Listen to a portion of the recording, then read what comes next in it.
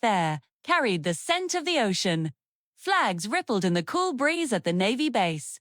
And somewhere behind the crowd, hidden beneath her cap, Lena Clark stood quietly, not as a spectator, but as someone trying to face a past she had buried.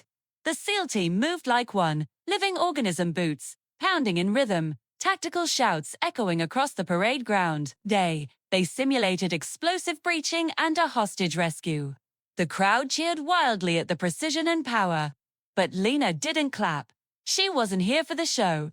She was here for a memory and a wound she never let heal. Her eyes scanned the unit, not for faces, but for one familiar presence. Then she saw him, the commander.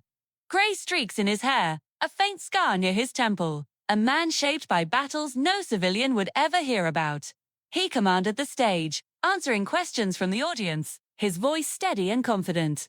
As the Q&A began, Lena turned to slip away, her mission complete. But a sudden gust of wind blew her jacket open, revealing a small, intricate tattoo on her forearm. It was a Navy Trident, underscored by 2 dates, one for a birth, one for a death. The commander's voice faltered mid-sentence.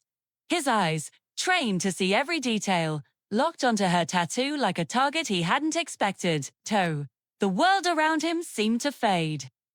He excused himself from the microphone and walked straight toward her, his steps deliberate, cutting through the murmuring crowd. He stopped just a few feet away, his gaze fixed on her arm. "Where did you get that?"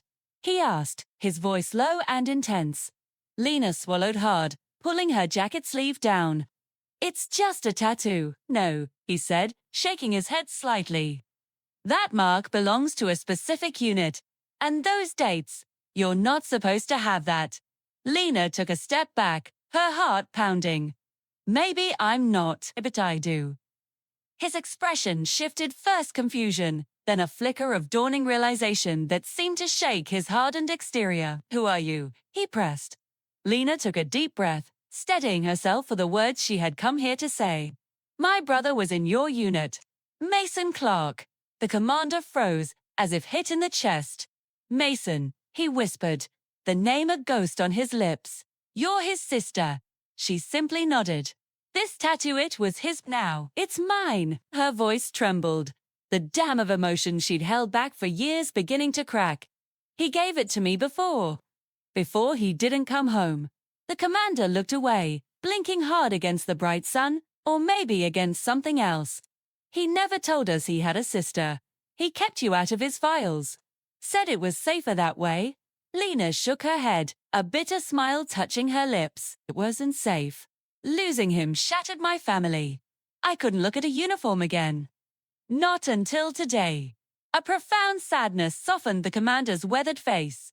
He reached into his vest, his hand fumbling for a moment before pulling out a small, worn piece of cloth. "I've been carrying this since the day he died. I didn't know who to give it to. Until now." He held it out to her. Lena unwrapped it with trembling fingers.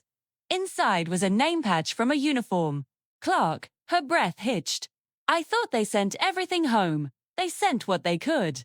The commander said quietly, "This I kept, because Mason saved my life. He stepped where I should have."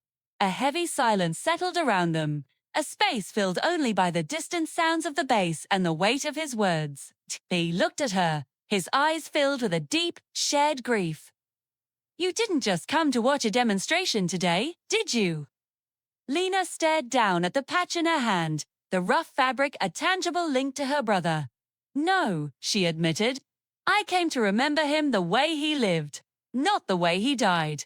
The commander nodded slowly, a look of understanding passing between them. "Then, you should know this. Your brother wasn't just good. He was the kind of man every SEAL hopes to be. Brave, loyal, unshakable." Lena wiped her eyes before tears could fall, pulling her sleeve down over the tattoo. "Thank you," she managed to say. The commander turned to leave, but paused.